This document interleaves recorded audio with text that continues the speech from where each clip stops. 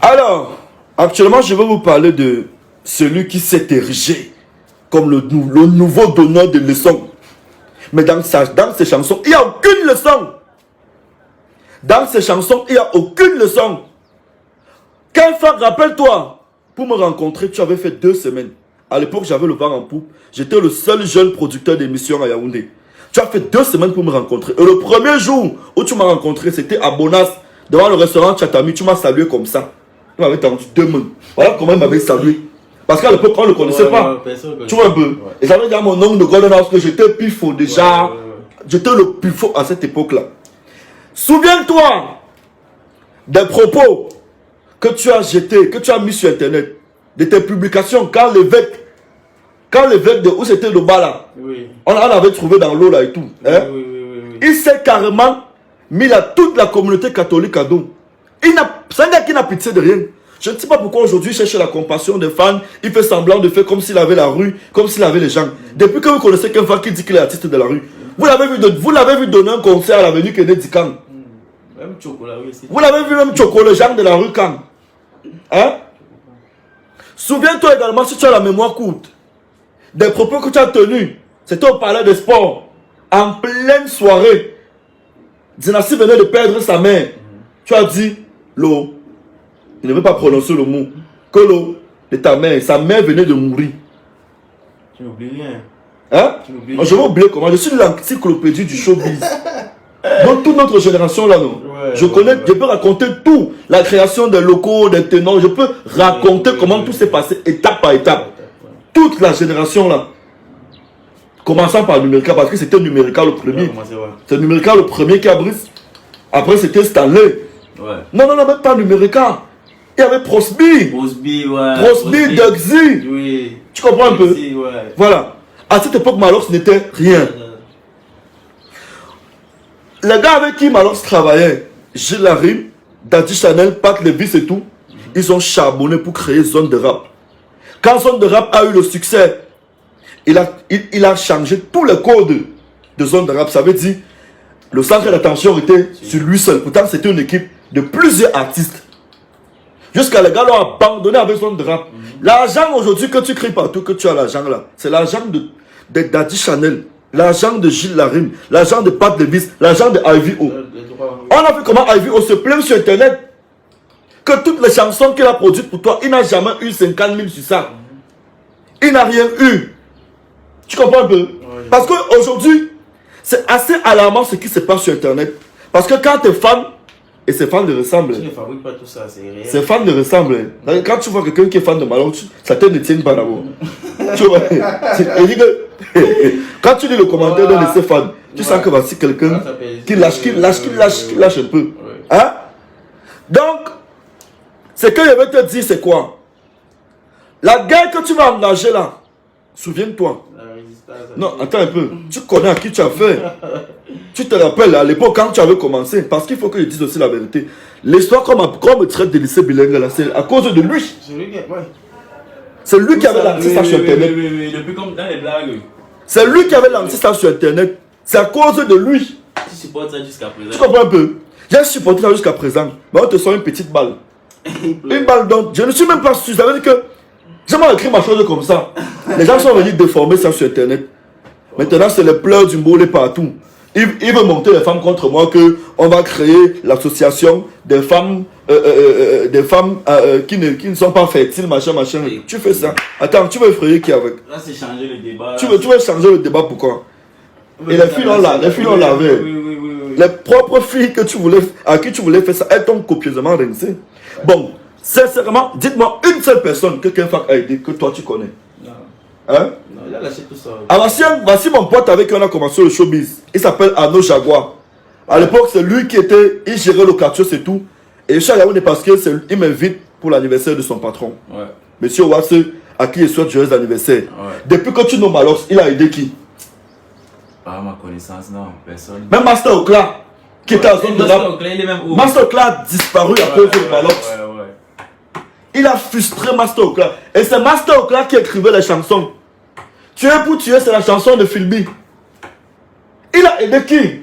À la base, je savais même que c'était ton ami. C'était bien. Non, bien sûr. Quand tu dis bien là, c'était mon ami. Ouais. Mais quand il a eu le succès, il s'est retourné contre moi. Le premier cachet de Maloc, 100 000. Les premiers 100 000 qu'il touche avec la bière, c'est combien ici? C'est moi qui le lui donne. C'est moi qui lui donne son premier cachet à la maison, mais Abou Nidal venait au Cameroun. Ouais. Tu te rappelles, non? Ouais. À la maison, mais là-bas, à Mini-Ferme. Ouais. Il y a super longtemps. Son deuxième cachet de 100 000, je lui donne ça au Tchatami. C'était à Bounas, là-bas, dans mon quartier, au Kradat. Ouais. Mais aujourd'hui, il se place sur Internet. Tu ne peux pas parler à Pifo. Tu ne peux pas parler. Pour que je puisse accepter que tu m'agresses une parole méchante ou tu me clashes, efface tout le passé.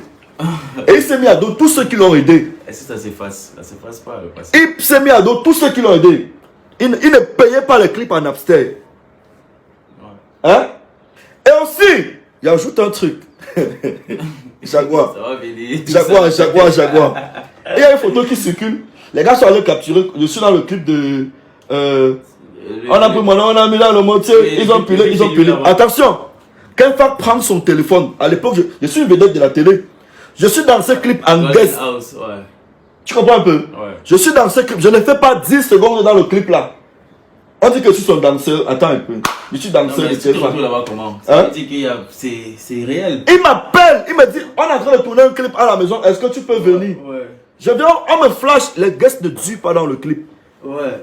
Parce que si ça avait duré justement dans le clip, parce que les gars ont capturé comment il dansait. On devait dire que je suis son danseur. Je n'ai jamais été son danseur. Attends, je suis d'abord danseur.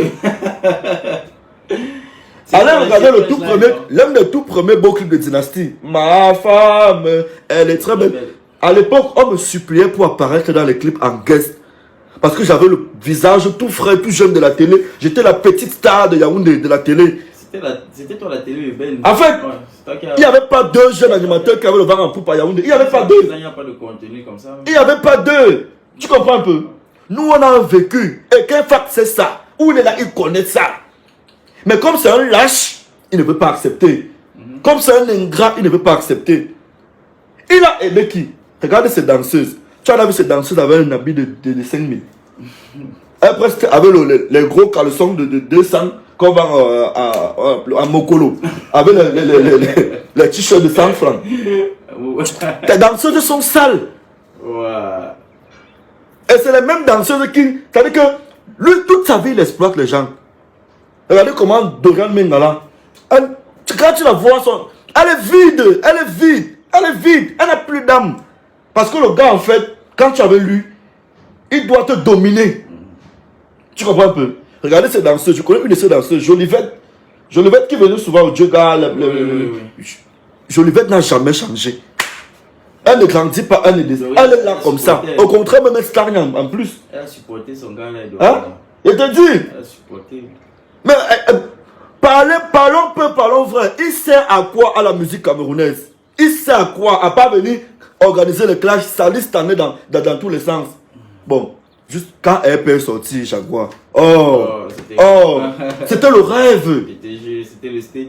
Cameroun est devenu... Le Cameroun était comme le state, gars. C'était le rêve. On a commencé à rêver que... Quel fact, c'est un fruit de RP. Oui.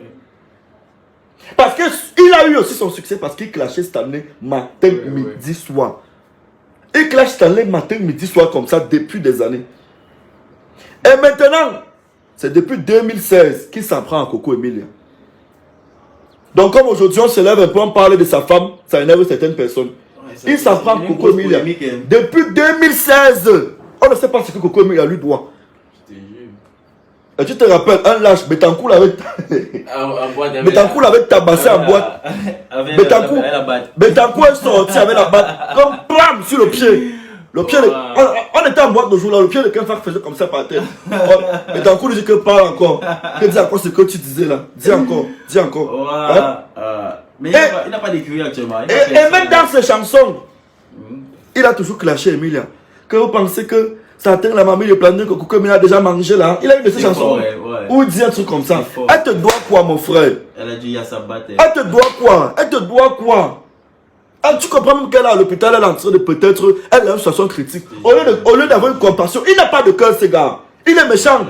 Le gars en tête seulement qu'elle doit tailler, que oh, machin, les influenceuses, machin. Tu sais que c'est un... Je vais vous dire une autre vérité. C'est un gars qui est frustré. Il est frustré parce que on ne le boucle plus. Tu sais que son manager, c'est un malhonnête. Hein? Il est toujours avec... Oui, ne prononçons même pas son nom. Ouais, ouais. Tu comprends un peu? Son manager, c'est un malhonnête. On a bloqué son manager partout. Dans les grosses entreprises où Mwanga il était en tête d'affiche là. Depuis un an, vous l'avez vu en tête d'affiche. Il a fait quel vrai conseil depuis un an? Parce que son manager, c'est un gros malhonnête qu'on a bloqué partout. On a bloqué son manager partout. Ça veut dire que c'est l'association de deux malhonnêtes, lui et son manager. C'est pourquoi vous les voyez ensemble. Quelqu'un qui a volé les efforts de toute une génération. De près de 5 personnes, des Gilles Larim, les Daddy Chanel, les machins et tout. Son manager aussi, qui prend les cachets de 1 million, il vient donner les 300 000 aux artistes. On a su ça, on l'a coupé partout. Son manager qui a les crédits dans toutes les boîtes de nuit. Tu te rappelles? Il avait l'interdiction d'entrer au Djega.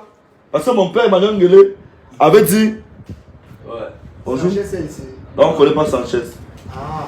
On ne connaît pas le Sanchez. Emmanuel avait dit que tant que tu ne payes pas mes crédits, tu n'entres plus en boîte. Ouais. Donc, mesdames, messieurs, ça c'est deuxième vidéo. Et je te préviens, tu connais très bien l'élément. Tu connais très bien Pifo. Tu connais très bien l'élément. Si tu ne te calmes pas, je vais aller plus loin. Tu es prévenu. Et prévenir vaut mieux que guérir. En bon entendeur, tu as suivi. Merci.